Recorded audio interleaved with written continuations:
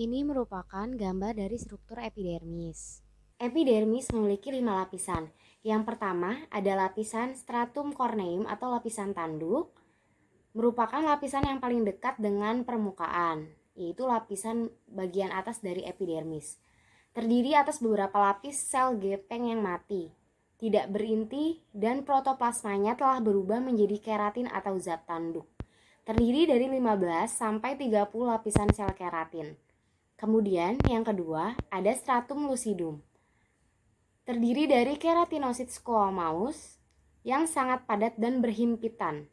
Keratinosit mengandung banyak sekali keratin dan membran plasma tebal. Stratum lucidum termasuk lapisan sel terang. Stratum lucidum lapisan sel gepeng yang tidak tanpa inti. Protoplasmanya berubah menjadi protein atau disebut alerdin dan hanya ada pada kulit yang tebal. Ini tampak lebih jelas di telapak tangan dan kaki. Selanjutnya yang ketiga ada stratum granulosum atau lapisan keratohyalin. Terdiri dari keratinosit squamous yang memiliki protein keratohyalin. Lapisan ini ditandai dengan adanya proses apoptosis dari keratinosit. Apoptosis ini diawali dengan pemecahan dari inti sel keratinosit. Dilanjutkan dengan degenerasi dari organel lain sehingga mengakibatkan tonofilamen menjadi tidak berikatan. Keratohyalin akan mengubah tonofilamen menjadi lamellar granules yang berfungsi sebagai saringan untuk mencegah terjadinya evaporasi cairan dan juga masuknya suatu substansi atau cairan lain dari luar tubuh. Stratum granulosum ini terdiri dari 2 sampai 3 lapisan sel gepeng. Memiliki sitoplasma berbutil kasar dengan inti di antaranya dan juga tampak terlihat jelas di telapak tangan dan kaki. Kemudian yang keempat ada stratum spinosum atau stratum malpighi atau pickle cell layer. Terdiri dari keratinosit berbentuk cuboidan squamous. Langer selnya pada lapisan ini berfungsi aktif dalam menangani adanya kerusakan jaringan.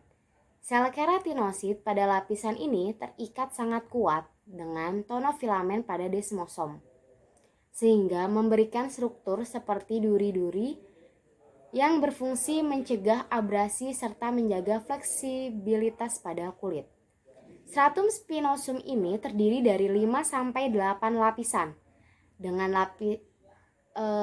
tebal lapisan ini 0,2 mm. Dengan sel berbentuk poligonal yang besarnya berbeda-beda karena adanya proses mitosis. Terdapat sel Langerhans. Kemudian lapisan ini juga memproduksi keratin yang tidak larut air dengan fungsi untuk menjaga kelembaban kulit. Selanjutnya lapisan kelima ada stratum basal. Lapisan epidermis yang paling dalam berkontak dengan dermis, terdiri atas sel berbentuk kubus atau kolumnar. Kemudian terdiri dari sel pembentuk melanin yang mengandung pigmen. Sel-sel basal juga mengadakan pembelahan sel secara mitosis secara terus-menerus dan menghasilkan keratinosit yang baru. Lapisan ini memiliki sitoskeleton berupa intermediate filamen yang disebut tonofilamen. Nah, tonofilamen ini yang akan menghubungkan satu sel keratinosit dengan keratinosit lain sehingga terjadi pertukaran informasi antar sel.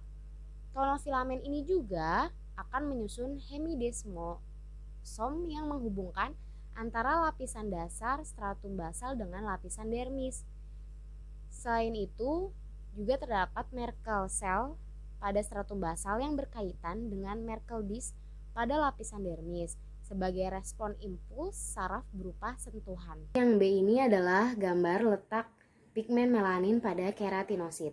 Sel epidermis tersusun atas 4 jenis sel utama. Yang pertama ada keratinosit.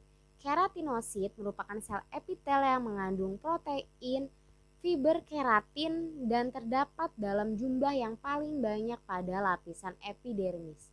Protein keratin ini berfungsi sebagai pelindung kulit dari mikroba, panas, dan zat kimia berbahaya. Kemudian ada Langerhans cells, memiliki fungsi sebagai sistem imun. Langerhans cell akan bekerja sama dengan leukosit sebagai protektor tubuh ketika terjadi suatu kerusakan jaringan. Kemudian ada melanosit, sel yang mengandung protein melanin yang berfungsi sebagai pigmen kulit dan juga melindungi kulit dari bahaya sinar UV. Kemudian ada Merkel cell, berfungsi sebagai mekanoreseptor. Ada rambut yang terdiri dari kutikula dan korteks, dengan medula yang hanya ada pada rambut terminal dan pada akar rambut hidup. Korteks terletak di sebelah luar medula dengan memiliki beberapa sel kubis. Kutikula berada di sebelah luar korteks dan termasuk sel kubis dan toraks tinggi. Kemudian ada folikel rambut. Folikel rambut ini selubung akar penutupnya dari selubung akar eksternal dan internal. Selubung akar luar tampak kosong dengan sel berbentuk kubus. Selubung akar internal yang terdiri dari 3 lapisan itu ada lapisan Henle, lapisan Huxley, dan kutikula internal yang terus-menerus dengan lapisan terluar dari serat rambut. Kutikula berada di sebelah luarnya kutikula rambut. Lapisan Huxley-nya memiliki 2-5 lapis sel gepeng. Lapisan Henle berada di sebelah luar lapisan Huxley dan memiliki selapis sel gepeng. Selanjutnya ada lapisan dermis. Lapisan dermis berisi 3 jenis jaringan. Itu ada kolagen dan serat elastis, kemudian ada otot dan saraf.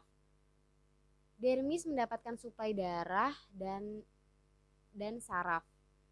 Sensori aparatusnya itu berupa sentuhan, tekanan, temperatur, dan nyeri. Dermis dibagi menjadi 2, yaitu pars papillare dan pars reticulare. Pars papillare adalah bagian yang menonjol ke epidermis, berisi ujung serabut saraf dan pembuluh darah. Sedangkan pars reticulare adalah banyak yang mengandung jaringan ikat, folikel rambut, dan pembuluh darah, saraf, dan kolagen.